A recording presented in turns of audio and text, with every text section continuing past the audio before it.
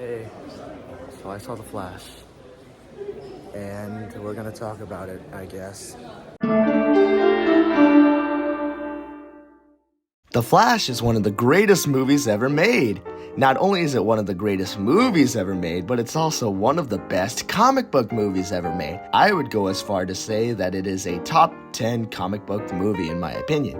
It was an emotionally complex, well-written story with great characters, excellent pacing, great CGI that certainly does not look like it was done in 2 days, and endless cameos that aren't just needless fan service but actually integrate into the story very, very well.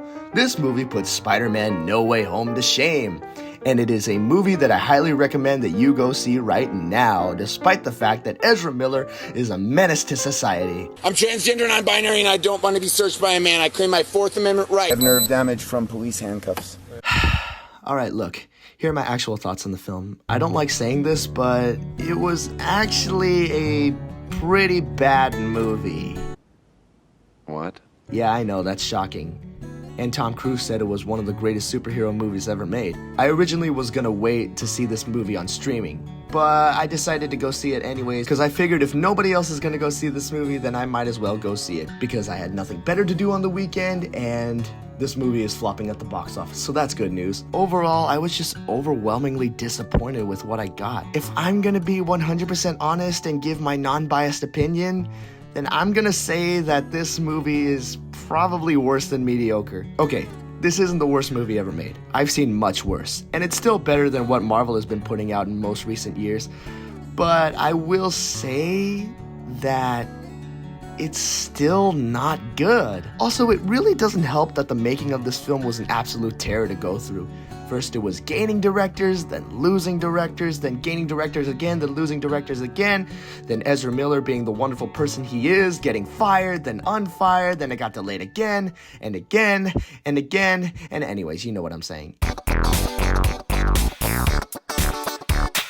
So the movie opens up with a headache-inducing sequence, and the opening title cards go so fast that it almost gave me a stroke. Look, I get it, it's The Flash, but not even 2 seconds in and I'm already getting a really bad vibe from the film. Just because this movie is called The Flash doesn't mean the title sequence has to go fast, okay? Cool it down, alright? Anyways, we open up with Barry Allen ordering a sandwich. He gets a call from Alfred and Bruce Wayne saying that they need help in Gotham. He doesn't want to at first, but he does it anyways. We also get a little CG cameo from Henry Cavill on a TV screen, which is kinda cool, I guess. Anyways, he suits up, he goes out in the street, he's stopped by some fans, they scream at him, not because he's Ezra Miller, but because he's the Flash. We get some more awful jokes and some awful dialogue, and then we finally cut to the chase. Ha! Get it? Cut to the chase! Cause he's a... Okay, alright, look.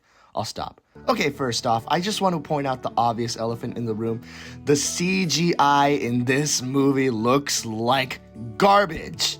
Thor Love and freaking Thunder looks better than this film. All of the CGI in this film looks like a PS2 cutscene, but even a PS2 cutscene looks better than this. How were they able to make it look this bad? When I saw the trailers for this film, I knew it was bad, but oh my goodness. They took it to a whole new level here. Alright, so anyway, there's chaos happening in Gotham City. We get to see some pretty decent action scenes from Ben Affleck's Batman. And then we get to see one of the worst action sequences I've ever seen in my entire life. And it's the baby falling scene. The Flash is in the air, saving a bunch of babies, and he puts one of them in a microwave. He puts one of them in a microwave!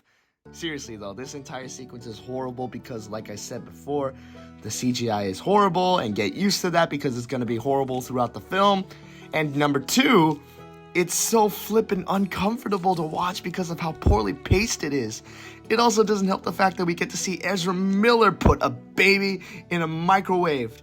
You know, honestly, I wouldn't be surprised if it was improvised. So, we get to see more of Ben Affleck's Batman kicking butt, we get a little Wonder Woman cameo, the three heroes meet up again after completing the mission, and there's an awful sex joke made from... oh my goodness. Yeah, the jokes in this movie are not good. They're terrible, so get used to it. Anyway, so after that awkward sex joke, Please kill me. We get to see a little bit of Barry's life in action. He's late to his job, he has a giant crush on the reporter girl named Iris. He's trying to plead for his dad's case that he's innocent because he didn't kill his mom. He visits his childhood home, he's really sad, then he runs super fast that he could actually enter through space-time. If you are wondering why I'm describing this all so fast, it's because the pacing of this movie is so fast that I can hardly sink in a moment. Oh yeah, that's right, it's the Flash. It's supposed to be like that, right, Andy? Anyways, Barry figures out that he can travel through time with his powers, so he explained this to Bruce because he wants to go back and save his mom from dying. And surprise, surprise, Bruce tells him not to because it'll screw up the timeline and have everlasting consequences, but Barry doesn't listen, and he does it anyway later on. I'm gonna skip the whole girlfriend scene and the horrible CGI of him going through the wall. Alright, so after all that happens, he goes back in time to save his mom, but surprise, surprise, he creates an alternate timeline, and he realizes that he has to fix the timeline to preserve his future. Just like every other time travel movie that has ever existed about a main protagonist screwing up the timeline and having to fix it. So anyways, Barry teams up with the alternate version of himself. You know what? I'm just gonna name this one Ezra 1 and this one Ezra 2. Okay, Ezra 1 and Ezra 2 run into each other. Ezra 1 realizes that he traveled to the day where he first got his powers, so he takes Ezra 2 to the lab where he got his powers for the first time. Oh yeah, by the way, Ezra 2 is somehow more annoying than Ezra 1. These two have zero chemistry with each other, and it's so painfully annoying.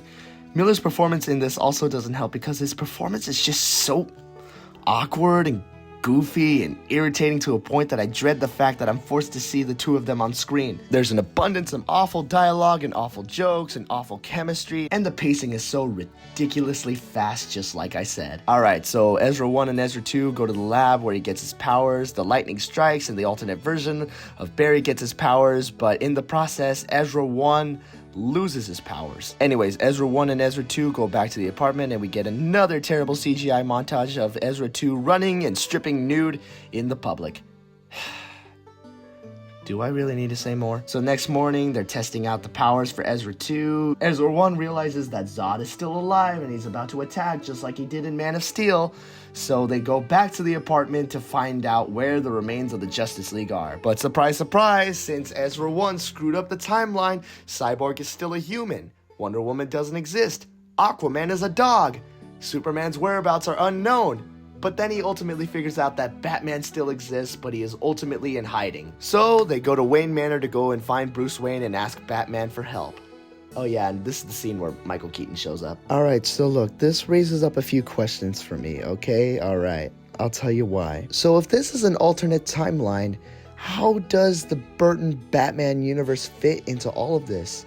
So is the Burtonverse just an alternate timeline? Or is it its own separate universe that got somehow tied into the main one? How does Barry moving one can of tomatoes create a whole different timeline? How does it create a whole different Batman?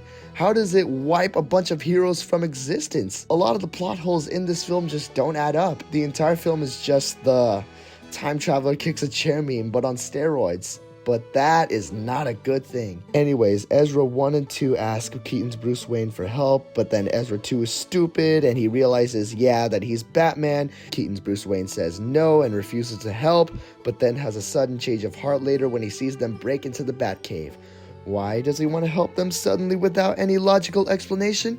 Because the plot needs to get going and the movie needs more fan service to distract the audience from its terrible plot and terrible writing. So we get to see Batman suit up with the iconic Elfman theme playing in the background, and I'll be honest, it is kind of epic.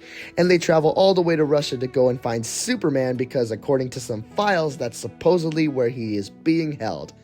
So they go to Russia, we get some cool action scenes for Keaton's Batman, he quotes Batman 89 for a bit, then they go and try and find Clark, but surprise, surprise, it's not Clark, it's Kara Zor-El, aka Supergirl. Keaton's Batman is ready to ditch her, but Ezra 1 insists that they help her because she looks like she's in a lot of pain.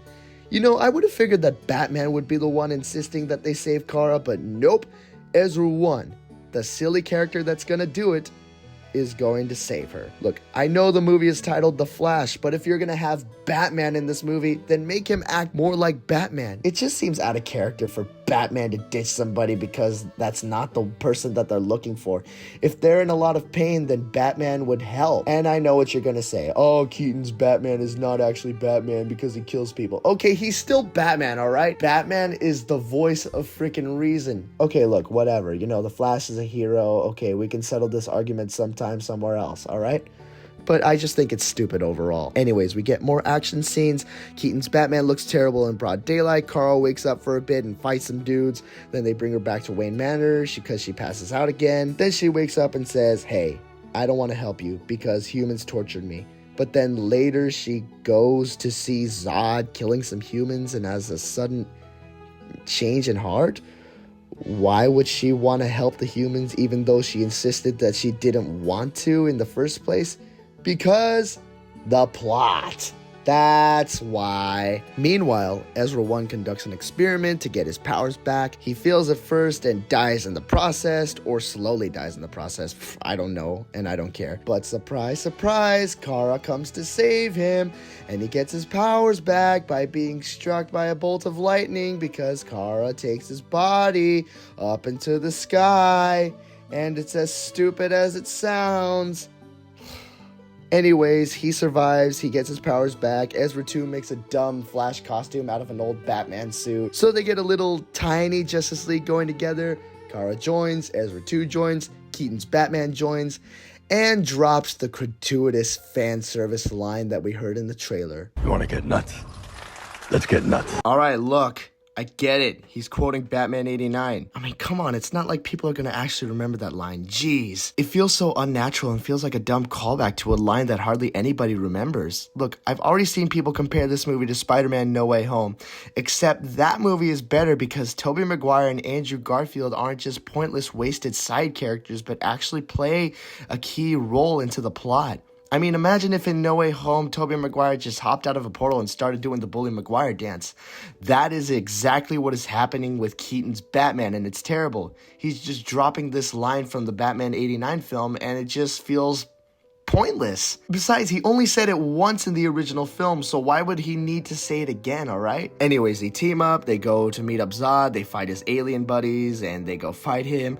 Kara realizes that Superman was actually killed as a baby, and this horrible CGI fight happens, and we get even a more annoying pop music playing in the background. Keaton and Kara die in the process, which leads to Ezra 2 wanting to go back in time to save them. They fix their mistakes briefly, but Kara and Keaton die again, which ultimately leads Ezra 1 and 2 to try and fix it again, but Ezra 1 realizes that the world that they are trying to save is apparently going to die. Ezra 2 refuses that truth. Ezra 2 finds out that his mom's gonna die. I wonder if this is going to lead to some completion of Ezra 1's character arc. So is he gonna go fix the timeline? Gee, I wonder. Ezra 1 and 2 argue about not fixing the timeline. Then we meet another eviler version of the Flash, and we get some horrible CGI cameos from dead actors, and it is tremendously bad. This is just there to make the audience go, wow, look at that.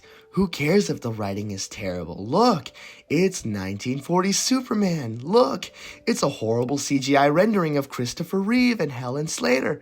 Who cares if it's disrespectful? Show some love.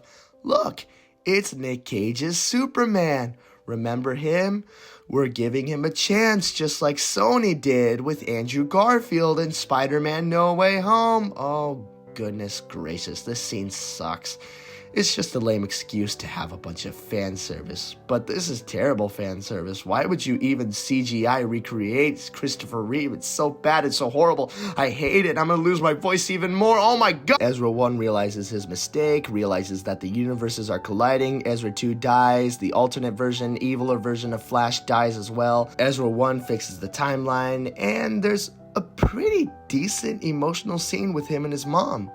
Okay, look, I'll give the movie this. The scene where he is interacting with his mother as a stranger, it's actually quite decent. It's not great, but there's some emotional heartbeats in this scene. So I'll give this movie props for that. Anyways, Ezra 1 fixes the timeline, returns to his normal life. His dad is proven innocent, even though I have no idea how him fixing it would change anything. And then we get one of the worst endings in cinematic history. Bruce Wayne pulls in to meet up with Barry, but it's not Ben Affleck. It's George Mother Truckin' Clooney.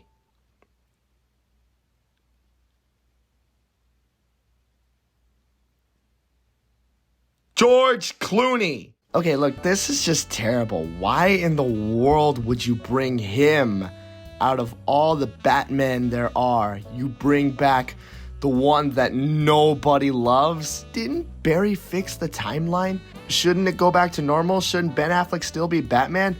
Why is George Clooney even here, alright? Anyways, that's the end of the movie. Also, yeah, there's a horrible post-credit scene with Aquaman, but we're not going to talk about that. Okay, I'm done talking about the main plot. It is all over the place. Let's go into the pros and cons. Alright, so here are some positives because I guess I'll start off with that. Alright, look, even though he was a wasted character, I did really like Michael Keaton's performance in this film. He still absolutely nails it as Batman and does a great job, better than ever. You know, I just wish they used more of his character. I also really liked Kara Zor-El's character. She had some pretty good scenes in the movie, and the actor who plays her did a very good job. Honestly, I was really worried at first that they were going to make her a typical SJW character, like some other properties, but she was actually a really good side character, and I really liked her a lot. I just wish we got to see more of her. And also, like I said before, the scene where, you know, Barry is interacting with his mom and saying a final goodbye to her by returning the can of tomatoes back to the shelf. That was a good scene, okay? Alright, look, out of all the scenes in this movie, I thought that scene was pretty good, so I'll give it that. I also really appreciate the fact that this movie doesn't have any woke stuff in it. It wasn't trying to push any stupid agendas like a few other comic book films. Anyways, that's all the stuff I liked. Now let's get into the negative. Oh boy, where do I even begin? My throat hurts. Oh my goodness. There are so many unnecessary cameos in this movie, and it feels like that they were just shoving it down our throats.